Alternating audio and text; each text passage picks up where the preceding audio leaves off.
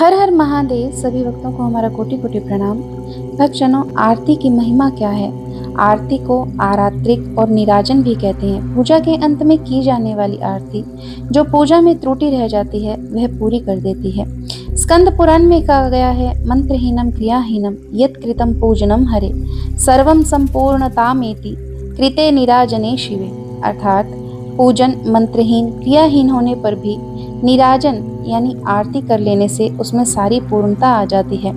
आरती करने का ही नहीं, देखने का भी बड़ा पुण्य फल प्राप्त होता है। हरि भक्ति विलास में एक श्लोक है, नीराजनम च यह पश्येद देवदेवस्य चक्रिण सप्त जन्मनि विप्रह स्यादन्ते च परमं पदम। अर्थात जो भी देव चक्रधारी भगवान श्री विष्णु की आरती देखता है वह 7 जन्म में ब्राह्मण होकर अंत में परम पद को प्राप्त करता है। श्री विष्णु धर्मोत्तर में कहा गया है, धूपम चरात्रिकम पश्येत काराभ्याम च प्रवंदेत कुलकोटिम समुद्धृत्यम याति विष्णु परम पदम। अर्थात जो धूप और आरती को देखता है, दोनों हाथों से आरती लेता है, वह करोड़ पीढ़ियों का उद्धार कर देता है, भगवान विष्णु के परम पद को प्राप्त करता है। आरती में पहले मूल मंत्र जिस देवता का जिस मंत्र से पूजन किया गया है उस मंत्र के द्वारा 3 बार पुष्पांजलि देनी चाहिए। ढोल नगाड़े शंख घड़ियाल आदि महावाद्यों के साथ जय जयकार के शब्दों से घोष कर शुभ पात्र में घी या कर्पूर से विषम संख्या में अनेक बत्तियों को जलाकर आरती करनी चाहिए।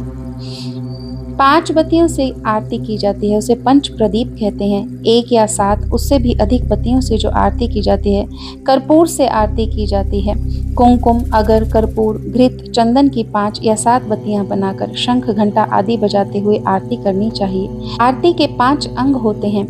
पंच नीराजनम कुर्यात, प्रथम दीपमालया प्रथम दीपमाला के द्वारा, द्वितीयम सोदकाब्जेन, तृतीयम धौतवाससा दूसरा जल युक्त शंख से, तीसरे धुले हुए वस्त्र से, चतुर्थ आम व पीपल के आदि पत्तों से, 5वें साष्टांग दंडवत करके आरती की जाती है।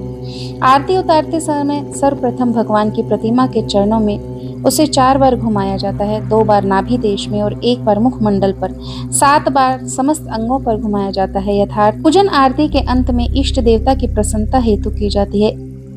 इसमें इष्ट देव को दीपक दिखाने के साथ ही उनका गुणगान भी किया जाता है।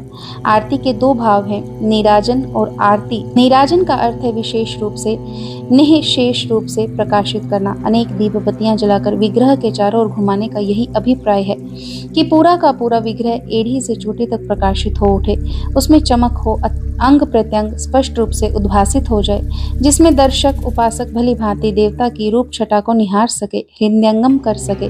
दूसरा, आरती शब्द जो संस्कृत के आरती रूप में प्राकृत हुआ है, इसका अर्थ है अरिष्ट, माधुर्य उपासना से संबंधित है। आरती वारणा का अर्थ है आरती निवारण, अनिष्ट से प्रियतम प्रभु हमें बचाइए। इस रूप में यह एक क्रिया है जिसमें प्रज्वलित दीपक अपने इष्ट देव के चारों ओर घुमाकर उनकी सारी विघ्न बाधाएं टाली जाती हैं। आरती लेने से भी यही तात्पर्य है कि उनका कष्ट अपने ऊपर ले लेना, बलैया लेना, बलिहारी जाना, बलि जाना, वारी वारी जाना, न्यौछावर हो जाना, इस प्रकार के भाव को यह उद्दीपित करता है। इसी रूप में छोटे बच्चों की माताएं बहन लोक में आरती उतारती हैं।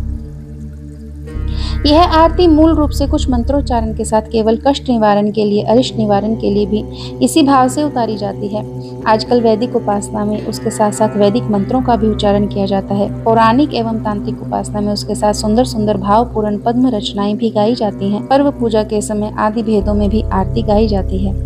इसी के साथ यह इन्फॉर्मेशन आपको कैसी लगी हमारे साथ शेयर जरूर कीजिएगा। हर हर महादेव।